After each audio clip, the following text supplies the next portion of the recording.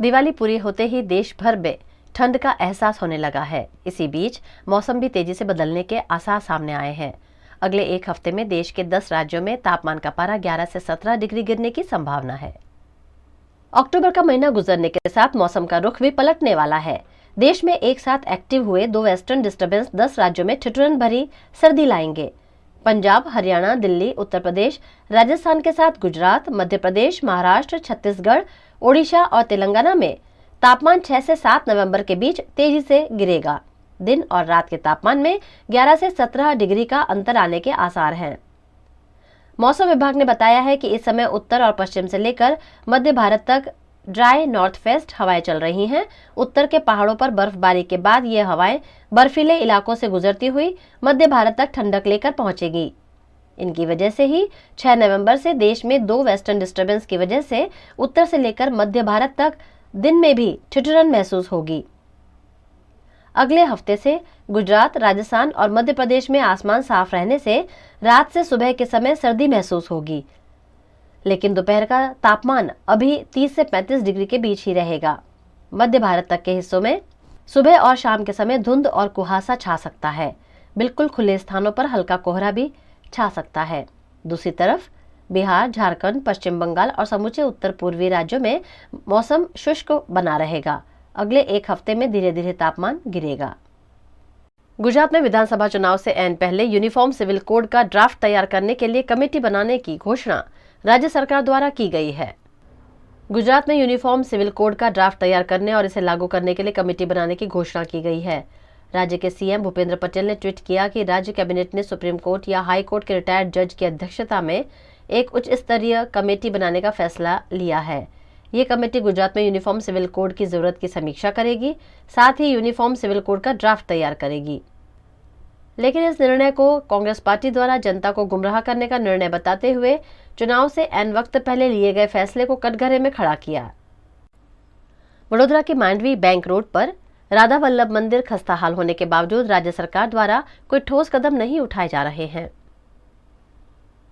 गुजरात के वडोदरा शहर में मांडवी बैंक रोड पर कई साल पुराना राधा वल्लभ मंदिर है, जिसका कुछ हिस्सा धराशायी हो गया था। मंदिर पिछले कई वक्त से खस्ताहाल स्थिति में है। उसके बावजूद राज्य सरकार द्वारा यहां सिर्फ बोर्ड लगाकर अपनी ड्यूटी पूरी कर दी गई है। ये मंदिर राज्य सरकार के देवस्थान ट्रस्ट के अंतर्गत आता है। सरकार ने मंदिर में नहीं जाने का बोर्ड तो लगा दिया है, लेकिन यहाँ का मलबा हटाने की जरूरत नहीं समझी। इसी बीच भक्तों द्वारा आज भगवान राधा वल्लभ कृष्ण की मूर्ति के आगे जान को खतरे में डालकर दिवाली के उपलक्ष्य में छोटे पैमाने पर अन्नकूट किया गया। ये करीब 150-200 साल पुराना मंदिर है और बहुत जर्जरित हो गया, पूरा गिर गया है।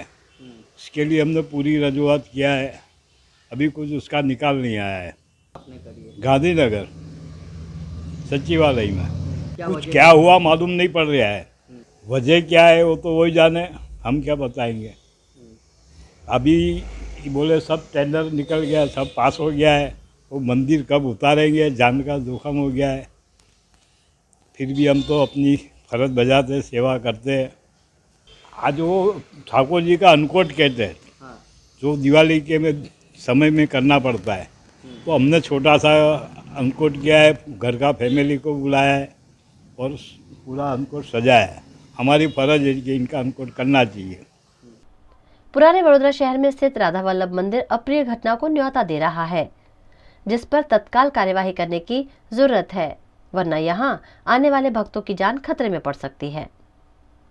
देश के प्रधानमंत्री नरेंद्र मोदी के वडोदरा आगमन की तैयारियां आजवा रोड पर लेप्रोसी मैदान में जोरों शोरों से की जा रही है।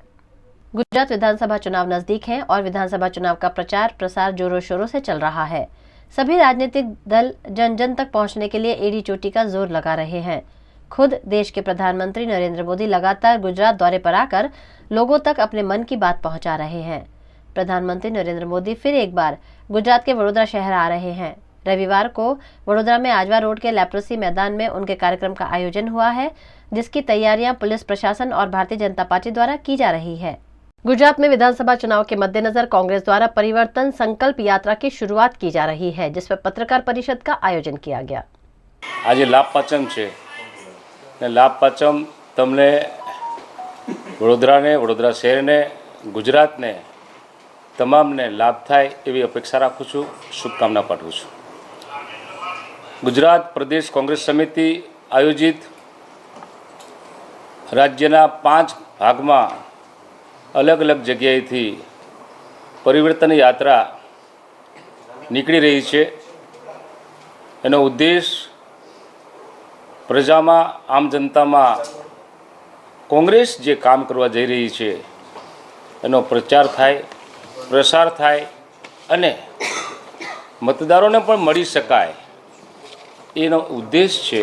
છેલ્લા 27 વર્ષથી રાજ્યમાં ભારતીય જનતા પાર્ટીનું કુશાસન છે અને આ કુશાસનને કારણે અનગઢ વહીવટ, ખોટી નીતિઓ અને ભારતીય જનતા પાર્ટીની જે પ્રજા વિરોધી માનસિકતા છે એના કારણે આજે ગુજરાતની 6.5 કરોડની જનતા તમામ રીતે હેરાન પરેશાનને ત્રસ્ત છે. આજે જે રીતે શાસન ચાલી રહ્યું છે એ સામાન્ય લોકો માટે નહીં પણ મુઠ્ઠીભર લોકો દ્વારા મુઠ્ઠીભર લોકો માટે શાસન ચાલી રહ્યું છે અને એના જ કારણે ગુજરાતના તમામ વર્ગ વિસ્તારના લોકોમાં વ્યાપક આક્રોશ છે અને આક્રોશ પરિવર્તિત થવા માટેનો સમય એટલે કે 2022ની વિધાનસભાની ચૂંટણીઓ નજીક છે. ત્યારે ગુજરાતની પ્રજા આજે મંદી, મોંઘવારી, બેરોજગારી, ભ્રષ્ટાચાર, તમામ રીતના કુશાસનને કારણે જ્યારે ચૂંટણી આવે ત્યારે પરિવર્તન માટે મત કરવાનું મન બનાવીને બેઠી હોય ત્યારે એ પ્રજાના આક્રોશને, એ પ્રજાની લાગણીને વાચા આપવા માટે એ જનજાગરણ અને જાગૃતિ અભિયાનના ભાગ સ્વરૂપ ગુજરાત પ્રદેશ કોંગ્રેસ સમિતિ દ્વારા 31 ઓક્ટોબર એટલે કે સરદાર જયંતિના દિવસે અને દેશના પ્રથમ મહિલા વડાપ્રધાન પ્રિયદર્શિની ઇન્દિરાજીના નિર્વાણ દિન નિમિત્તે આખા ગુજરાતમાં 5 ઝોનમાં યાત્રાઓ શરૂ થઈ રહી છે. સૌરાષ્ટ્રની એક યાત્રા ભુજથી શરૂ થશે અને આ યાત્રાને મધ્યપ્રદેશના પૂર્વ મુખ્યમંત્રી, કોંગ્રેસના વરિષ્ઠ નેતા દિગ્વિજયસિંહજીની ઉપસ્થિતિમાં શરૂ કરવામાં આવશે. બીજી સૌરાષ્ટ્રની યાત્રા પવિત્ર યાત્રાધામ સોમનાથથી શરૂ થશે અને એને કોંગ્રેસના વરિષ્ઠ નેતા BK હરિપ્રસાદજીની ઉપસ્થિતિમાં શરૂઆત કરવામાં આવશે. ત્રીજી ઉત્તર ગુજરાતની યાત્રા વડગામથી શરૂ થશે અને એમાં રાજસ્થાનના યશસ્વી મુખ્યમંત્રી આદરણીય અશોક ગેહલોતજીની ઉપસ્થિતિમાં યાત્રા શરૂ થશે. ચોથી યાત્રા દક્ષિણ ગુજરાતમાં જંબુસરથી શરૂ કરવામાં આવશે અને એમાં ઓલ ઇન્ડિયા કોંગ્રેસ કમિટીના પ્રવક્તા, મીડિયાના ઇન્ચાર્જ પવન ખેરાજીની ઉપસ્થિતિમાં શરૂ થશે. અને ખાસ કરીને મધ્ય ગુજરાત કે જેની આજે આપણે વાત કરવા માટે અહીંયા ઉપસ્થિત છીએ તે એ મધ્ય ગુજરાતની યાત્રા ક્ષત્રિય વીર ભાથીજી મહારાજની કર્મભૂમિ યાત્રાધામ ફાગવેલથી શરૂ થશે અને કોંગ્રેસના વરિષ્ઠ નેતા સચિન પાયલોટજીએ યાત્રાની શરૂઆત કરાવવાના છે.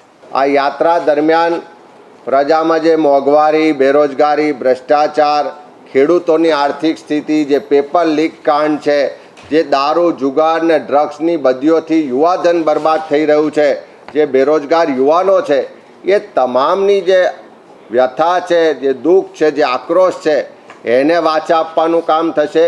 અને સમગ્ર યાત્રા દરમિયાન કોંગ્રેસના વરિષ્ઠ આગેવાનો અલગ અલગ પ્રદેશમાંથી આ યાત્રામાં ઉપસ્થિત રહેશે. કોંગ્રેસના શાસનકાળમાં હંમેશા ગરીબ, સામાન્ય, મધ્યમ વર્ગના લોકોને અને એમાં પણ ખાસ કરીને SC, ST, OBC માઇનોરિટીના લોકોને હક અધિકારની સાથે સન્માન ને સ્વાભિમાનથી જીવવાનો અધિકાર આપ્યો છે અને એ જ સન્માન ને સ્વાભિમાન પાછા અપાવવાના ધ્યેય સાથે, સંકલ્પ સાથે જ્યારે અમે આ પરિવર્તન સંકલ્પ યાત્રા લઈને નીકળીશું ત્યારે જેમ ભૂતકાળમાં કોંગ્રેસનું કામ બોલે છે એ જ રીતે ભવિષ્યમાં પણ કોંગ્રેસ જ કામ કરશે, લોકોના પ્રશ્નોનો ઉકેલ લાવશે, લોકોનો જે હેપીનેસ ઇન્ડેક્સ છે એમાં વધારો કરશે. એના સંકલ્પ સાથે અમારા જે વચનો છે એને પણ અમે લોકો સુધી ફરીવાર પહોંચાડવાનો આ યાત્રામાં પ્રયત્ન કરીશું. આજે ગુજરાતમાં 50 લાખ કરતાં વધારે શિક્ષિત બેરોજગાર યુવાનો છે.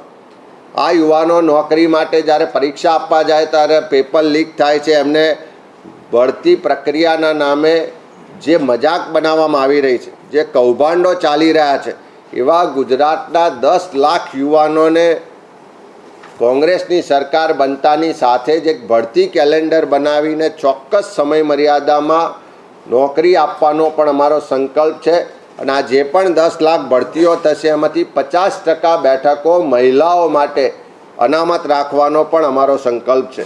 આપણી આવનારી પેઢી કે જે આપણા બાળકો જે વિશ્વ કક્ષાની હરીફાઈમાં બીજા રાજ્યોને દેશના લોકો સાથે ખભે ખભો મિલાવીને હરીફાઈમાં જોડાઈ શકે, ઉજ્જવળ ભવિષ્ય બનાવે, એટલા માટે ગુજરાતમાં 3000 જેટલી સરકારી ઇંગ્લિશ મીડિયમની સ્કૂલો શરૂ કરવાનો અમારો સંકલ્પ છે.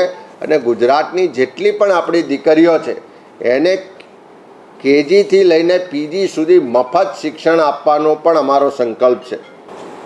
ભારતીય જનતા પાર્ટીને 27 વર્ષના શાસન પછી પણ આજે લોકોને ગણાવવું પડે છે કે અમે આ કર્યું તે કર્યું. જ્યારે કોંગ્રેસ છેલ્લા 27 વર્ષથી શાસનમાં નથી, તેમ છતાં કોંગ્રેસનું કામ દેખાય છે, કોંગ્રેસનું કામ બોલે છે. અને કોંગ્રેસે જે આપ્યું છે, જે નિર્માણ કર્યું છે, જે સમર્પિત કર્યું છે, એના કારણે આજે રાજ્ય અને રાષ્ટ્રનો વિકાસ થઈ રહ્યો છે. તમારા વડોદરાનો જ ગઈકાલે મને કોઈ કિસ્સો કીધો કે અહીંયા ભારતીય જનતા પાર્ટીની ટિકિટ માટેની સેન્સ પ્રક્રિયા થઈ. મારે નામ નથી આપવું, પણ એક કોંગ્રેસના પૂર્વ નેતાના પુત્ર દ્વારા ત્યાં રજૂઆત કરવામાં આવી કે મારા પિતાજીના કાર્યકાળ દરમિયાન આ વિસ્તારોમાં અમે પાણીની યોજનાઓ કરી છે, હાઉસિંગ સ્કીમો કરી છે, અમે રસ્તાઓ બનાવ્યા છે, અમે લોકોને રિઝર્વ પ્લોટ આપ્યા છે, બાગ બગીચા બનાવ્યા છે. આ કોંગ્રેસના સમયમાં થયેલા કામોના આધારે ભાજપના નેતાઓ અત્યારે ટિકિટો જો માગતા હોય તો એનો સ્પષ્ટ મતલબ છે કે અત્યારે ગુજરાતમાં જે પણ મોટી ઇરિગેશન યોજના હોય, તમે મોટા ડેમ લઈ લો, તમામ મોટી કેનાલની યોજના લઈ લો, તમામ મોટી પાણી પુરવઠા યોજના લઈ લો, તમામ મોટી યુનિવર્સિટીઓ લઈ લો, તમામ મોટા PSU લઈ લો, કે તમામ શિક્ષણ, આરોગ્ય કે અન્ય સહકારી સંસ્થાઓ લઈ લો, એ તમામ કોંગ્રેસના સમયનું દેન છે, કોંગ્રેસના સમયનું કામ છે.